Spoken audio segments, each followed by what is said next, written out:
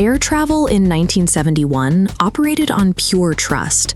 There were no modern security checkpoints, baggage scanners, or identification requirements.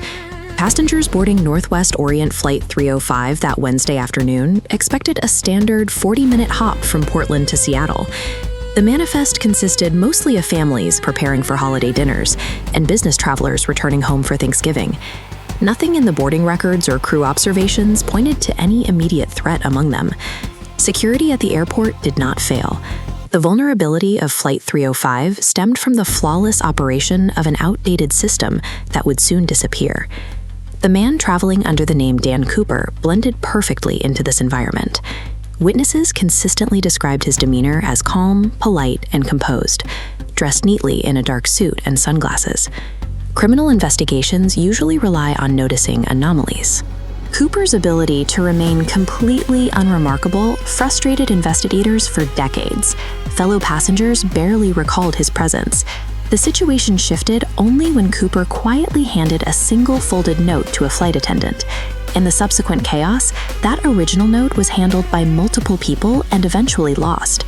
Authorities were forced to reconstruct its wording entirely from fragmented witness accounts. The physical loss of that paper was an early warning. This massive federal investigation would be defined largely by evidence authorities failed to recover. When Flight 305 touched down safely in Seattle, federal law enforcement immediately took command of the situation on the ground.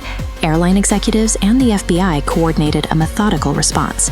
They assembled the specific parachutes Cooper requested and facilitated the safe release of every passenger on board. This diagram illustrates their primary investigative tactic.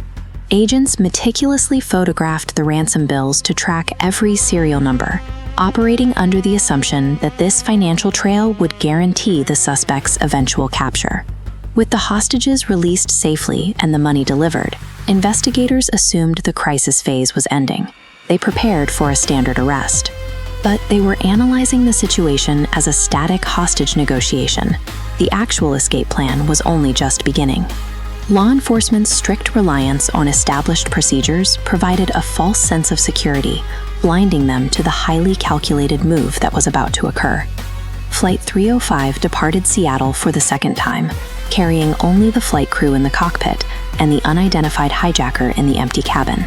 The aircraft immediately flew into a severe Pacific Northwest storm. Heavy rain, fierce winds, and complete darkness swallowed the plane.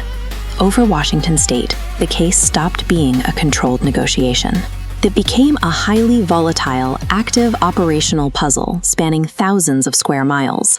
Looking at this radar visualization, you can see the immediate failure of ground tracking. Erratic weather and poor visibility caused the aircraft's blip to drop in and out, rendering standard observation impossible. Without visual tracking, and with the crew locked in the cockpit, there were no witnesses. No one saw the exact moment the suspect opened the rear stairs and completely vanished into the night. Because of these wide gaps in the radar data, establishing an exact timeline of his departure proved impossible. The missing data points left investigators guessing at his exact jump location. Crossing into the storm stripped the federal government of its operational control. The heavy weather turned a cornered suspect into a ghost. This map shows the immediate consequence of that lost data. The search area expanded across multiple counties, forcing investigators out of the confined space of a commercial jet and into an overwhelming expanse of territory. Federal agents, military personnel, and local law enforcement quickly mobilized, launching one of the largest physical manhunts in modern history. The rugged topography of Washington state became the ultimate adversary. Search teams were slowed by towering, dense forests, steep hillsides, and deep rivers cutting through the landscape. Every passing hour reduced the chances of finding physical evidence. Heavy rain washed away tracks, and wildlife disturbed potential drop zones before searchers could even arrive. Despite millions of dollars spent and the professional execution of the search, investigators were defeated by the sheer erasing power of the Pacific Northwest wilderness. More than 50 years later, thousands of leads exhausted, dozens of suspects cleared. Yet, the FBI's most famous case file remains stubbornly open. The meticulous serial number tracking produced virtually nothing. The only physical trace ever recovered was a small bundle of decaying ransom bills, discovered entirely by accident along a riverbank years later.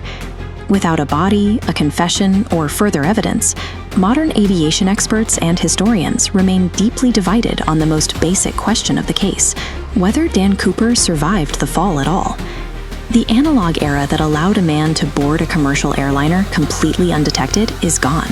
The conditions that made his crime possible no longer exist, ensuring it can never be replicated, nor fully solved.